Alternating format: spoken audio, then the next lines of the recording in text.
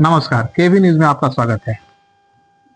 कक्षा बाल वाटिका 2 और क्लास 2 से ऊपर जो हो रहे हैं एडमिशन या होने वाले हैं, उसकी प्रक्रिया के बारे में जानने के लिए हमारे साथ संजय कुमार श्रीवास्तव सर हैं।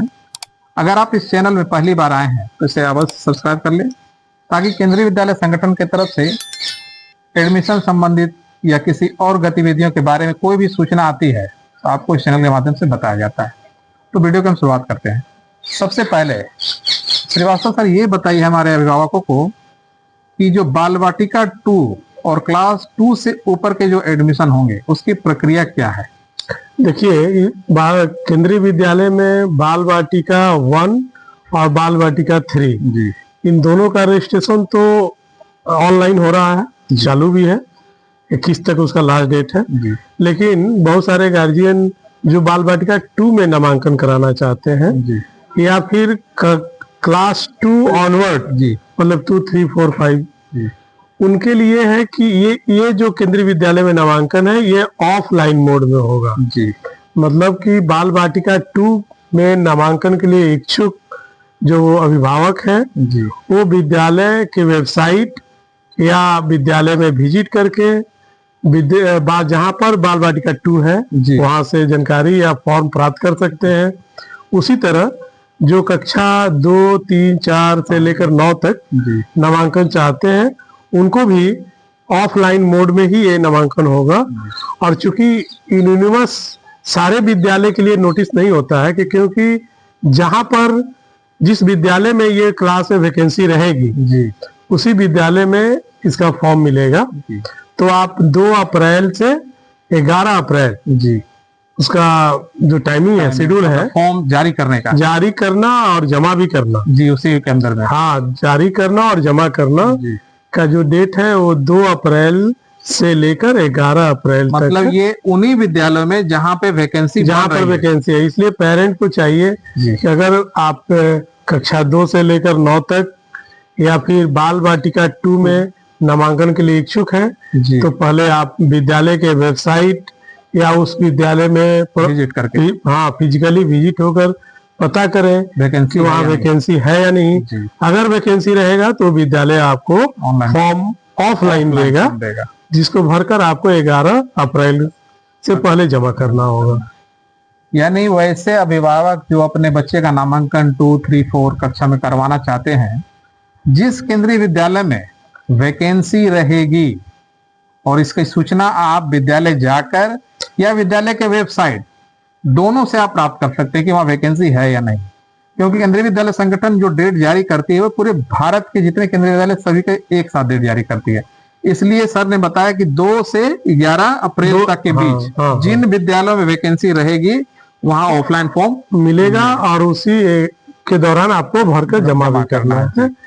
ये तो हो गया सर फॉर्म देने का। अब ये बताएं इनकी सूची आप कब जारी करेंगे। अब जैसे 11 लास्ट डेट है इनका, जी, तो उसके बाद 2-4 दिन पेपर वर्क होगा जी, उनकी एलिजिबिलिटी चेक स्क्रूटनी करके एलिजिबिलिटी चेक की जाएगी जी। और 17 अप्रैल को जी, 17 अप्रैल को इनकी सूची जारी की जाएगी कि भाई कौन बच्चे सिलेक्ट हुए, क्या हुए। यानी वो विद्यालय के नोटिस बोर्ड वेबसाइट सभी हाँ, अब जैसे जो भी मेरिट लिस्ट बनेगी जो बच्चे क्वालिफाई करेंगे जी, उसको हम लोग विद्यालय के वेबसाइट पर या विद्यालय के नोटिस बोर्ड पर लगा दिए जाएंगे। अब जो अपना हाँ जो भी अभिभावक देख सकते भरे हुए हैं अपना आकर अपना लिस्ट देख लेंगे, विद्यालय से कंसल्ट करके नामांकन की प्रोसेस को समझ लेंगे। जी, थोड़ा सा संक्षेप में बताइए कि कक्षा 2 से ऊपर के जो नामांकन की प्रक्रिया है, यानी वैकेंसी बन रही है, तो क्या बच्चे का कोई टेस्ट होता है या कुछ इसका है? इस देखिए, केंद्रीय विद्यालय के एडमिशन गाइडलाइन के अनुसार जी अप टू क्लास 8 जी कोई भी नामांकन टेस्ट नहीं होता है। जी, मतलब बाल वाटिका तो छोड़ ही दीजिए, 2 से लेकर जो 8 तक क्लास है जी, इसमें अगर वैकेंसी है आप फार्म भरेंगे जी, तो जो कैटेगरी है उनके पेरेंट के आधार पर जो सर्विस कैटेगरी डिसाइड होती है, जो क्लास में भी हम 1 में भी फॉलो हो रहा है या सभी में लगभग सभी में जो सर्विस कैटेगरी को फॉलो करते हुए जी, इसका नामांकन चालू किया जाता है। और उसी के आधार पर क्लास 2 से लेकर 8 तक का नामांकन होगा। जी हाँ, उसमें रिजर्वेशन पॉलिसी जो है, जी जो कास्ट आधारित रिजर्वेशन है सेंट्रल गवर्नमेंट का, जी वो फॉलो किया जाएगा वो और मेरिट सर्विस कैटेगरी के आधार पर बनाई जाएगी और उसके आधार पर नामांकन दिया यानी जाएगा। ये तो क्लास 8 तक, 9 से फिर 9 हाँ, 9, अब अगला क्लास बचा 9। जी तो 9 में नामांकन के लिए फिर एडमिशन टेस्ट होगा। जी अगर 9 में वैकेंसी है जी तो उस विद्यालय में जो भी फॉर्म आएंगे जी उनका पहले नामांकन टेस्ट होगा जी और उसमें सारे math, science, social science, English, Hindi, ये 5 सब्जेक्ट का एक स्मॉल टेस्ट होगा। ये मतलब किस किस क्लास के बेसिस में रहता है जो on the basis of class 8, का क्योंकि रहता है। क्लास 9 9 पे के जब लिए- नामांकन देना है जी तो हम उस बच्चे की नॉलेज जो है क्लास क्लास 8 8 के लिए का ही मापेंगे जी और मोस्टली ऑब्जेक्टिव टाइप टेस्ट होगा, जी वन लाइन या वन वर्ड आंसर। जी और तब और उसमें भी जब मेरिट बनाई जाएगी तो वहाँ भी कैटेगरी फॉलो होगा। यानी पहले तो आप क्वालिफाई करेंगे उस मार्क्स को, जी एग्जाम में अगर क्वालिफाई हुए जी तो सर्विस कैटेगरी के आधार पर उसकी मेरिट बनाई जाएगी और तब भी नामांकन दिया जाएगा। नामांकन की डेट कब कब से शुरू हो जाएंगे?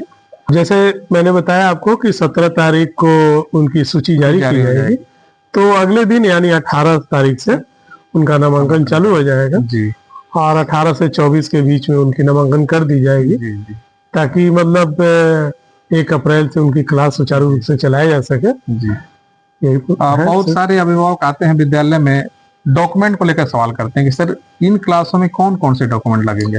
भाई डॉक्यूमेंट, अब पहली बात तो ये है कि आप अगर फ्रेश एडमिशन में आए हैं जी तो आपका बच्चे का डेट ऑफ बर्थ जी क्लास के अनुसार क्वालिफाई कर रहा है या नहीं। एक तो हम रोकना चाहेंगे, यहाँ पे बहुत सारे अभिभावक को जानकारी नहीं होती है कि कक्षा 2 के लिए, 3 के लिए, 4 के लिए एक स्लेब बना हुआ है ना?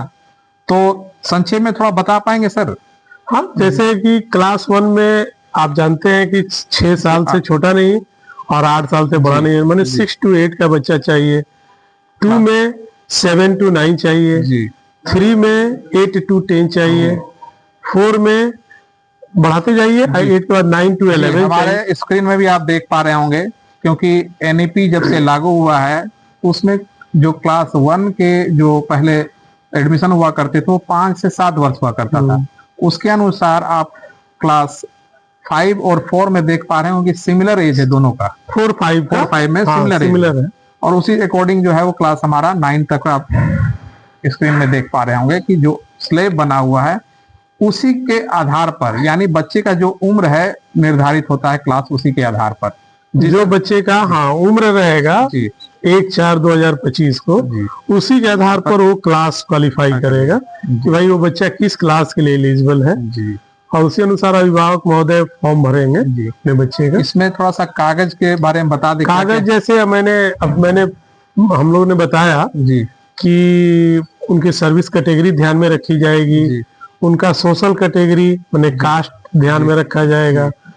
तो जो भी गार्जियन अपने बच्चे के लिए मान लो कैटेगरी 1 का है, इसमें लगभग जो 1 में लग रहे हैं कागज लगभग हमारे ख्याल हाँ से वही सारे होना चाहिए। डॉक्यूमेंट जैसे कास्ट, अगर आप रिजर्व रिजर्व कैटेगरी में आते हैं तो कास्ट सर्टिफिकेट भी चाहिए, जी अगर आप गवर्नमेंट सर्वेंट है तो सर्विस सर्टिफिकेट भी चाहिए, जी। साथ में आपका निवास प्रमाण पत्र, आधार कार्ड, ये ब्लड ग्रुप, हाँ ये सब सारी कागजात है जो 1 में है, जी वही कागजात कमोबेश वही लग- अदर क्लास में भी लगते हैं। जी। अगर आपके मन में भी क्लास 2 से ऊपर के कक्षाओं में लेकर के कोई सवाल है तो आप कमेंट सेक्शन में जाकर के कमेंट कर सकते हैं, आपको जवाब दिया जाएगा। श्रीवास्तव सर, आपने इतने महत्वपूर्ण सवालों के जवाब दिए और आपका बहुत बहुत धन्यवाद। धन्यवाद। नमस्कार।